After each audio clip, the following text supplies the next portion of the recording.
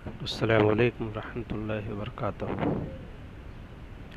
آج میں جماعت نہم سبق number 2 internal moment of the earth part 2 زمین کی اندرونی ہلچل حصہ 2 لے کے حاضر ہوا ہوں۔ اس سے پہلے ویڈیو میں اس سبق میں زمین کی افقی عمودی حرکت اور زمین کی حرکتوں سے بننے والی شکلیں، پہاڑ، پہاڑ، ویلی وغیرہ کے متعلق بتایا گیا۔ یہ دوسرا سبق ہے زمین کی اندرونی ہلچل پارٹ 2، جس میں ہم زلزلے کے متعلق پڑھیں گے۔ جیسا کہ آپ کو بتایا گیا تھا کہ زمین پر یہ حرکتیں دو طرح کی ہیں جو کام کرتی ہیں، ایک تیز حرکت ہے اور ایک سست حرکت ہے۔ سست حرکت کے بارے میں اس کے پہلے والے ویڈیو میں بتایا گیا تھا۔ تیز حرکت، زلزلہ اور آتش فشاں، تو اس ویڈیو میں زلزلے کے بارے میں بتایا جائے گا۔ زلزلہ کیا ہے؟ انگریزی میں اس کو ہم ارتھ کویک کہتے ہیں۔ ارتھ اور کویک یہ دو لفظوں سے مل کر کے بنا ہے زلزلہ۔ تو زمین، ارتھ کے معنی ہے زمین اور کویک کے معنی ہے ہلنا، یعنی جو زمین کی ہلتی ہوئی کیفیت ہے اس کو ہم زلزلہ کہیں گے، یعنی زمین سے خارج ہونے والی توانائی کی وجہ سے زمین اور زمین پر موجودہ اشیاء ہلنے لگتی ہے، اس کو ہم زلزلہ کہیں گے۔ عزیز طلبہ، آپ یوں سمجھیے آپ کسی جھیل یا تالاب کے کنارے آپ کھڑے ہوں اور ایک پتھر پھینکیں تو اس جھیل اور تالاب میں آپ دیکھیں گے کہ پانی کی لہریں دائرہ نما چاروں طرف چلتی ہیں۔ پانی کی یہ لہریں آپ اس کا مشاہدہ کر سکتے ہیں۔ ٹھیک اسی طرح سے زلزلہ جہاں سے شروع ہوتا ہے وہاں سے یہ لہریں چاروں طرف چلتی ہیں، چاروں سمت میں۔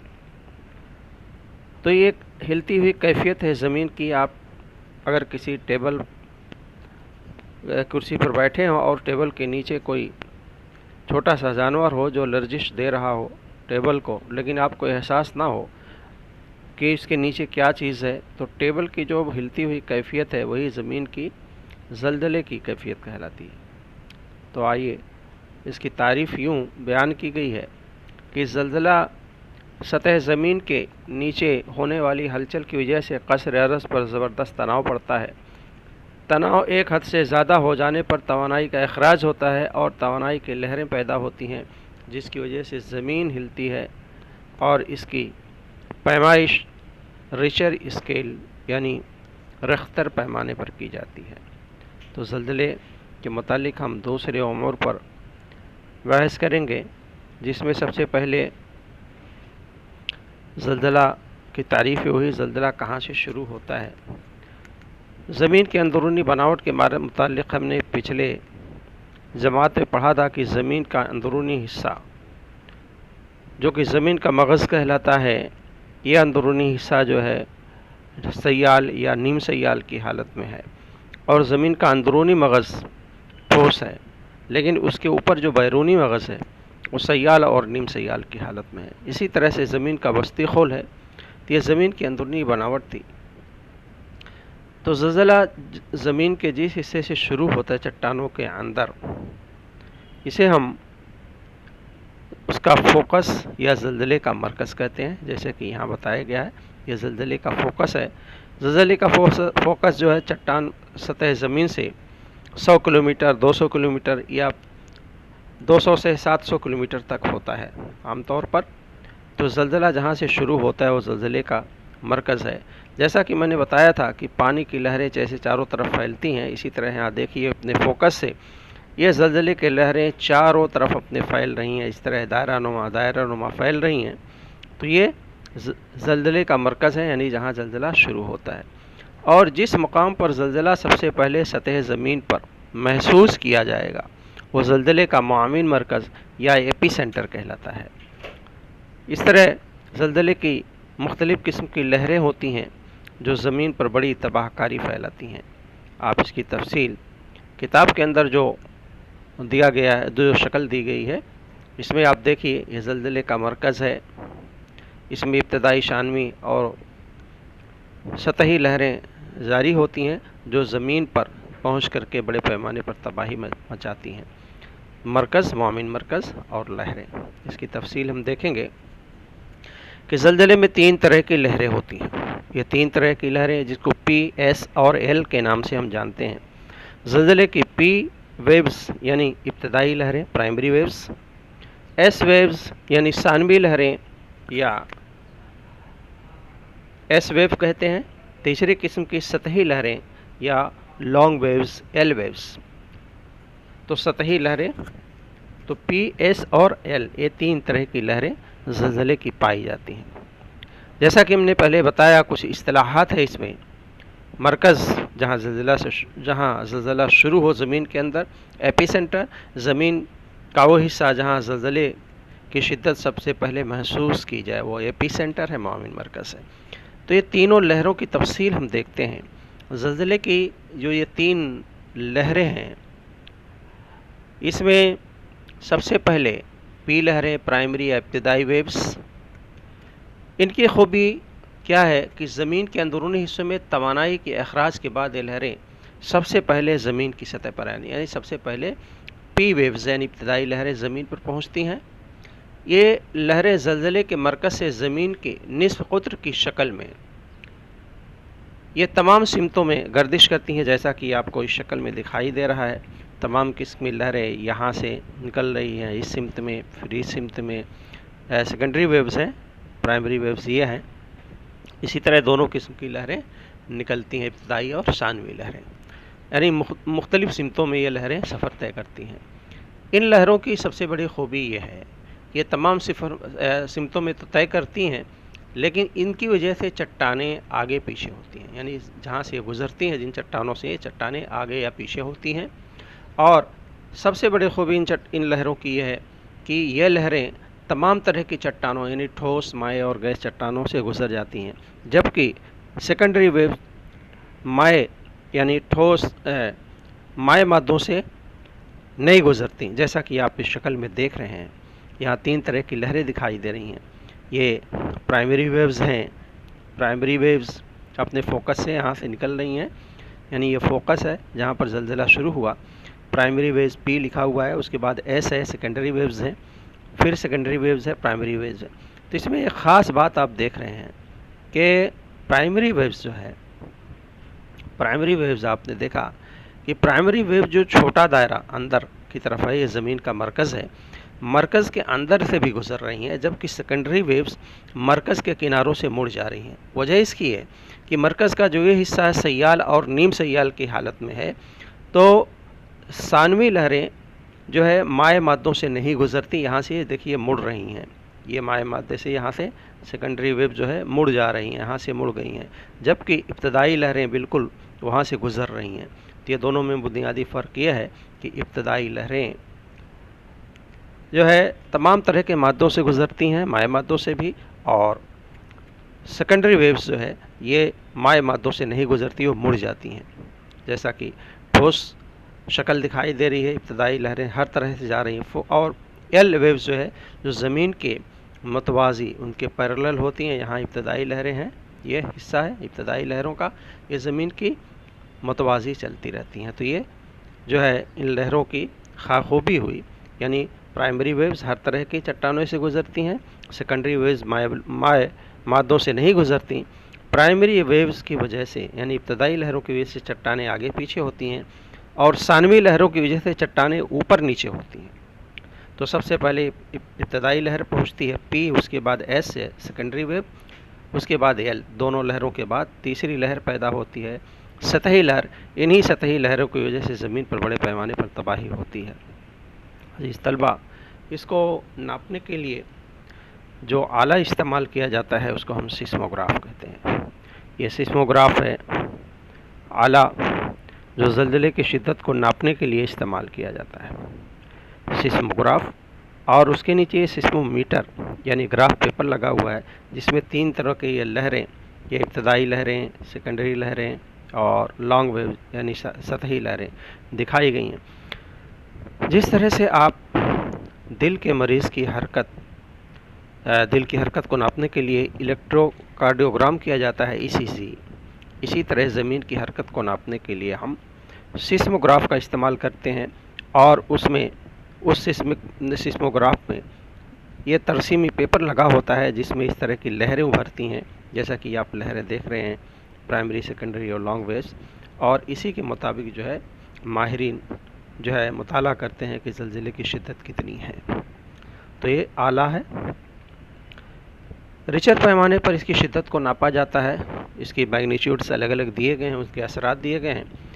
ریچر پیمانے پر اگر زلزلے کی شدت 1 سے 3 تک ہے تو نارملی یہ کوئی نقصان نہیں کہتی، ان کو ریکارڈ کیا جا سکتا ہے، لیکن عام طور پر کوئی تباہی نہیں مچاتی۔ لیکن 3 کے اوپر 5 تک اگر یہ لہریں ہیں تو اس سے ڈیمیج ہو سکتا ہے، کچے مکانات گر سکتے ہیں اور تھوڑے موڑے نقصان ہو سکتے ہیں۔ لیکن اس کے بعد جو 5 کے بعد کی جو شدت ہے 6 اور 7 کی، یہ اس میں زلزلہ آتا ہے، اس میں کافی تباہی مچ سکتی ہے، پختہ مکانات بھی گر سکتے ہیں، اور 7 میگنیچیوڈ تک اگر ریچر اسکیل پر ہے تو اس کی تباہی 100 کلومیٹر کے دائرے میں مچ سکتی ہے۔ لیکن عزیز طلبہ، اس کے بعد اگر 7 سے ریچر پیمانے پر زلزلے کی شدت 7 سے زیادہ ہے تو یہ بڑے پیمانے پر تباہی مچاتا ہے، یہ سیریس ڈیمیج ہوتا ہے۔ جس طرح سے ہم نے نیپال میں دیکھا تھا گزشتہ سالوں میں، گجرات میں جو ہے 20,000 لوگ مارے گئے تھے، اس طرح سے اس زلزلے کی وجہ سے کافی بڑی تباہی، 7 کے اوپر کا جو زلزلہ کافی شدت والا ہوتا ہے۔ اب آئیے دیکھتے ہیں کہ زلزلے کے اثرات کیا ہیں۔ جیسے کہ ہم نے دیکھا کہ زلزلہ بڑی تباہ کاری مچاتا ہے اور بڑی تیز رفتاری کے ساتھ اس کے اثرات ظاہر ہوتے ہیں، اسی لیے اس کو ہم تیز حرکت کے نام سے جانتے ہیں، یہ تیز حرکت میں شامل ہے۔ زلزلے کے وجوہات مختلف ہیں، کچھ قدرتی، زیادہ تر تو بڑے قدرتی جو ہے وجوہات ہیں، اس کے علاوہ انسان کے پیدا کردہ بھی حالات ہیں جو کتاب میں انسانی جو وجوہات تو نہیں دیے گئے ہیں، لیکن کچھ پوائنٹس میں نے یہاں دیے۔ نمبر 1، براعظمی پلیٹوں کا کھسکنا سب سے اہم وجہ ہے۔ براعظمی پلیٹوں کا کھسکنا، براعظمی پلیٹوں کا ایک دوسرے کی زد میں آ جانا، ایک دوسرے کے نیچے یا اوپر چلے جانا، سطح زمین کے اندرونی حصوں میں تناؤ پیدا ہو کر چٹانوں میں شگاف پیدا ہونا، آتش فشاں کا پھٹنا۔ آپ اس طرح نقشے کے ذریعے آپ سمجھیے کہ پوری زمین ہماری 7 براعظمی پلیٹوں پر مشتمل ہے۔ یہ زمین ہے ہماری، یہاں سے جو لکیریں دکھائی دے رہی ہیں یہ براعظمی پلیٹ کی لکیریں ہیں۔ یہاں ایک پلیٹ یہ دکھائی دے رہی ہے، یہ حصہ یہ انڈو آسٹریلین پلیٹ ہے۔ آسٹریلیا براعظم اور بھارت بھی اسی کا حصہ ہے، انڈو آسٹریلین پلیٹ ہے۔ اسی طرح یہاں افریقن پلیٹ دکھائی دے رہی ہے، یہ جو ہے ساؤتھ امریکن پلیٹ ہے۔ اسی طرح یہ نارتھ امریکن پلیٹ دکھائی دے رہا ہے، یہاں یوریشین پلیٹ ہے۔ اسی طرح یہ انٹارکٹیکا کا پلیٹ ہے۔ یہ الگ الگ پلیٹیں ہیں جس کو ہم پلیٹ ٹیکٹونکس کے نام سے جانتے ہیں یا براعظمی پلیٹوں کے نام سے جانتے ہیں۔ یہ براعظمی پلیٹیں جو ہے تیرتی ہیں زمین کے یا مادے کے اوپر۔ یہ براعظمی پلیٹیں مختلف قسم کی حرکت کرتی ہیں۔ یہ پلیٹیں ایک دوسرے کے قریب بھی آتی ہیں، ایک دوسرے کے دور بھی جاتی ہیں۔ کبھی کبھار ایک دوسرے کے قریب آنے پر یہ پلیٹیں ایک دوسرے پر چڑھ جاتی ہیں، یا ایک دوسرے سے فاصلہ ان کا ہو جاتا ہے، یا ایک دوسرے سے ٹکرا جاتی ہیں۔ تو اس طرح سے یہ خاص وجہ ہے براعظمی پلیٹوں کا آپس میں ٹکرانا، اوپر نیچے ہونا یا ایک دوسرے کے فاصلے پر ہونا۔ اس حرکت کی وجہ سے خاص طور پر جو ہے زلزلے آتے ہیں۔ یہ خاص وجہ ہے براعظمی پلیٹوں کا کھسکنا، ٹکرانا، ایک دوسرے کو اوپر چڑھنا یا آتش فشاں کا پھٹنا۔ آتش فشاں جب پھٹتا ہے تو بھی زلزلے آتے ہیں۔ آپ نے محسوس کیا ہوگا جب اس طرح کی کوئی تیز حرکت ہوتی ہے تو زمین ہلتی ہوئی محسوس ہوتی ہے۔ جیسے آپ ریلوے کے پلیٹ فارم پر جائیں، جب گاڑی گزرتی ہے تو پلیٹ فارم ہلتا ہوا نظر آتا ہے، ہر کی سی لرزش ہوتی ہے اس میں پلیٹ فارم پر جو ہم محسوس کر سکتے ہیں۔ ٹھیک اسی طرح سے آتش فشانی دھماکہ ہوتا ہے تو زمین ہلتی ہوئی محسوس ہوتی ہے۔ عزیز طلبہ، یہ تو کچھ قدرتی وجوہات تھے، اس کے علاوہ انسان بھی کچھ کم نہیں، انسان بھی قدرت کے ساتھ چھیڑ چھاڑ کرتا رہتا ہے۔ یہ کچھ انسانی وجوہات ہیں۔ ایک دریا کی بیسن میں بند بنانا۔ دریا عام طور پر جو قدرتی طور پر جو نچلا حصہ جس کو ہم ویلی کہتے ہیں، ان خاص طور پر جنوبی بھارت کے جو دریا اپنے خاص ویلی میں بہتی ہیں، یہ ویلی ہے، نچلا حصہ تھا، اسی میں یہ دریا بہتی ہیں۔ اب ان دریاؤں پر ہم نے بند تعمیر کر دیا، بڑے پیمانے پر پانی کا ذخیرہ کیا، تو جو ہے پانی کا ذخیرہ بڑے پیمانے پر ہونے کی وجہ سے اس کا لوڈ پڑتا ہے، یعنی ہائیڈرولک ایفیکٹ ہونے کی وجہ سے زلزلے آ جاتے ہیں۔ اس کی ایک مثال ہے 1967 میں کوئنہ دریا پر ہائیڈرولک ایفیکٹ کی وجہ سے زلزلہ آیا تھا، جس سے بڑے پیمانے پر تباہی ہوئی تھی۔ دوسری وجہ ہے معدنی تیل نکالنے کے لیے پانی انجیکٹ کرنا، جیسے زمین کے اندر سے جو ہے معدنی تیل کے ذخائر ہیں، تو یہ معدنی تیل کے ذخائر حاصل کرنے کے لیے جو ہے اس کو ڈرل کیا جاتا ہے، تیل حاصل کیا جاتا ہے، لیکن تیل بڑے پیمانے پر نکالا جائے اس کے لیے ایک دوسرا سوراخ کر کے اسے پانی انجیکٹ کیا جاتا ہے۔ پانی انجیکٹ کرنے کی وجہ سے تیل جو ہے کھسک کر کے جہاں سے ہم تیل نکال رہے ہیں وہاں سے تیل حاصل کر لیا جاتا ہے، لیکن جو پانی انجیکٹ کیا گیا تھا وہ پانی نہیں نکل پاتا، اور چونکہ زمین کے اندرونی حصے میں درجہ حرارت کافی زیادہ ہوتا ہے، درجہ حرارت کی وجہ سے بھاپ بنتی ہے اور اس میں توانائی پیدا ہوتی ہے، اس کی وجہ سے بھی زلزلے آتے ہیں۔ اسی طرح سمندر یا زمینی کسی حصے میں نیوکلیائی ٹیسٹ کرنا، نیوکلیئر ہتھیاروں کا ٹیسٹ کرنا، زلزلے آتے ہیں۔ اسی طرح بہت ساری دیگر معاشی اور ترقیاتی سرگرمیوں کی وجہ سے، جیسے پہاڑوں کو توڑ کر کے سرنگیں بنانا، ڈائنامائٹ سے اڑایا جاتا ہے تو بھی زلزلے آتے ہیں۔ عزیز طلبہ، یہ زلزلے کے وجوہات تھے۔ ابھی ہم زلزلے کے اثرات، ان زلزلوں سے کس طرح بڑے پیمانے پر تباہی مچتی ہے، آپ جانتے ہیں۔ عموماً آپ کی کتاب میں تو ایک تصویر دی گئی ہے نیپال کے زلزلے کی، آپ اس کو پڑھیے گا کہ کس طرح کی تباہی ہوتی ہے۔ آپ اخبارات میں پڑھتے رہتے ہیں کہ زلزلے آتے ہیں تو مختلف قسم کی جو ہے نقصان ہوتا ہے زمین کو، زمین پر بسنے والے لوگوں کو۔ زمین پر شگاف پڑ جاتے ہیں، زمین کے ارتعاش سے چٹانیں، یعنی زمین کے ہلنے کی وجہ سے چٹانیں کھسک جاتی ہیں، زمین پر شگاف پڑ جاتے ہیں۔ زمین میں پانی کے راستے تبدیل، کبھی دریا کا راستہ بھی تبدیل ہوتا ہے، یعنی دریا کے راستے میں کوئی چٹان ابھر آئی تو راستہ بدل گیا۔ کچھ علاقوں ابھر جاتے ہیں جبکہ کچھ علاقے نیچے سے جاتے ہیں، ایسا بھی ہوتا ہے۔ کہیں کوئی چٹان آ گئی سامنے تو دریا کا راستہ بدل گیا، یا کبھی کوئی چٹان جو ہے کوئی حصہ دریا کا نیچے کی طرف دھنس گیا تو ایسا بھی ہوتا ہے، دھنس بھی جاتا ہے جو چٹان اوپر بھی آ جاتی ہے۔ سمندر کے پانی میں سونامی کی لہریں، اس سے پہلے آپ نے سونامی، دو بڑے پیمانے پر سونامی گزشتہ کئی سال پہلے، ایک جاپان اور ایک انڈونیشیا کی سونامی، جس کی بہت ساری کلپس آپ یوٹیوب پر دیکھتے ہیں، یہ بڑے پیمانے پر تباہی مچا چکی ہے، جس میں ہزاروں افراد لقمہ ازل بن چکے تھے۔ تو جب سمندر کی تہہ میں زلزلہ آتا ہے تو سونامی آتی ہے۔ سونامی کہتے ہیں سمندر کی تیز ترار لہروں کو سونامی یہ جاپانی زبان کا لفظ ہے۔ جب سمندر کی تہہ میں زلزلہ آتا ہے تو سمندر کی لہریں اوپر اٹھتی ہیں اور ساحل کے اطراف میں پائے جانے والے لوگوں کو بڑے پیمانے پر جانی اور مالی نقصان ہوتا ہے۔ اسی تیز ترار لہروں کو ہم سونامی کہتے ہیں۔ برفانی علاقوں میں برف کی چٹانیں ڈھہ جاتی ہیں۔ برفانی علاقوں میں زلزلہ آیا تو برف کے بڑے بڑے تودے ہوتے ہیں وہ ٹوٹ جاتے ہیں۔ بڑے پیمانے پر جانی اور مالی نقصان ہوتا ہے، یعنی جان کا بھی نقصان ہوتا ہے، مال کا بھی نقصان ہوتا ہے۔ یہ جو ہے زلزلہ اتنا ڈسٹرکٹیو، اتنا تباہ کن ہوتا ہے اور چند سیکنڈز کے لیے ہوتا ہے، جس میں ہمیں سنبھلنے کا بالکل موقع نہیں ملتا، تو جان اور مال دونوں کا نقصان ہوتا ہے۔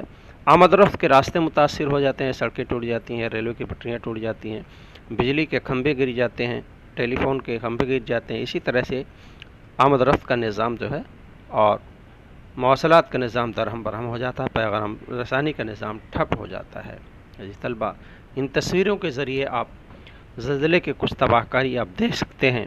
پہلی تصویر میں مکانات منہدم ہو چکے ہیں، جس میں بڑے پیمانے پر نقصان ہوا ہے۔ اس تصویر میں پختہ اور کچے تمام مکانات گر جاتے ہیں۔ اسی طرح اس تصویر آپ دیکھ رہے ہیں، پہاڑ سے چٹانیں کھسک رہی ہیں، زلزلہ آنے کی وجہ سے یہ چٹانیں نیچے کی جانب کھسکتی ہیں۔ اسی طرح سے اس تصویر میں آپ دیکھ رہے ہیں کہ سڑکیں جو ہیں، راستے پھٹ گئے، سڑکیں ٹوٹ گئیں۔ اسی طرح یہ سونامی ہے، سمندر کی تہہ میں زلزلہ آنے کی وجہ سے اس طرح بڑے پیمانے پر زلزلے کی وجہ سے جان کا اور مال کا نقصان ہوتا ہے۔ انشاءاللہ اگلے ویڈیو میں ہم آتش فشاں اور باقی جو حصہ ہے سبق کا اس کو مکمل کریں گے۔ السلام علیکم ورحمۃ اللہ وبرکاتہ۔